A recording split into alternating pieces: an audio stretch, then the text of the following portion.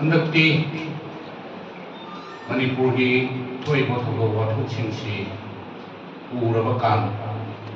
था तरा मरी सुजलबसिदि अखोई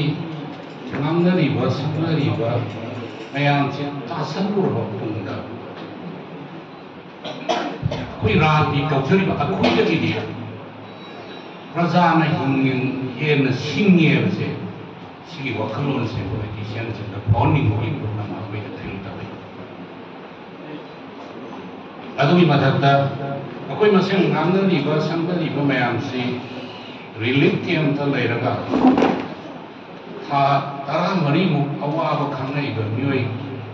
लिसिंग हुंफु मुक्सिना बेलम गदरा बेलम मोइद्रा से अखोई यामुना खनब मतम पोइरो मतम अदो हौजिक मणिपुर दा थोइबा असेमदि आंगुकी लान हाइबगी वानी नुंग द सेलिबि चेंज की यामना अरुब तंजा मा अदि ओइरे मणिपुर थुगाइबा पांबा पुमगा मणिपुर यपुंग सतम नाक्तब यादि हाइदना थेंगनरकबा अदि लांग ओइबनिना सिदि यामना लाइन खनबा यारक्त्रे अदुना आइना सुम उजबा कांदा अकोई पॉलिटिक्स अदि राजनीति तौरिबा पॉलिटिशियन सिंग नांगबा मयाम अमा ताजरे यूनिवर्सिटी साइड के intellectual Singh नांगबा ताजरे adagi si advocate learned mayamamana or retired over judging aduga social activist mayamama front end organization mayamamana ngam si oi ta adu side to bi ba mayam si mieng sangba aduga pot sing si am pup na yengba thona lai ba kangbu ni adu ayamana आई भाई बिसिंग से कोई खबर the कागज the इरगसु यामना कन्ना उजिक थोपि ब lance की मरंदा इरांस की मरंदा थोना पन नांगबा कोपसि थोक थोलक तबरन खले आई नै जन द वाट पन रन खंद्रे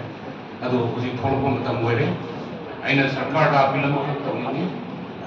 सरकार यौते बोरगसु सरकार दा उजिक लांस इन थोग तमवे 14 मन औरगनी अदुगा सरगिबा सेन नुंगी सेन कोई लोइन खांगी अदुना मणिपुर दा सरकार अदि खुलाई पाइदना मणिपुरी प्रजा कन्नबा यादिना लाम थिनरगा कोई थोना पर आहो सिंह अदुगा कोई इंटेलेक्चुअल सिंह अदगी से इरम सुदी मत लैबा कोई म्याम से अमत तोइन पुंजलगा पोरम मामा यातगा लाम से तुंगी फ्यूचर नि अंत खलगा अदि कमाई तंग सोल्यूशन पुरकदगी खन्नबा मतम पोई अंगांग अंगांग मन सावबा अंगांग अंगांग मन सुंगई पोपनति असि बोबदा सोल्यूशन को लेरि बसि अदुना आई बी सिंगी को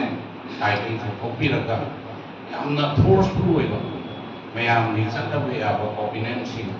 शेयर तोबिबा मतम पोई याबो खुनसिमा आई थमजगे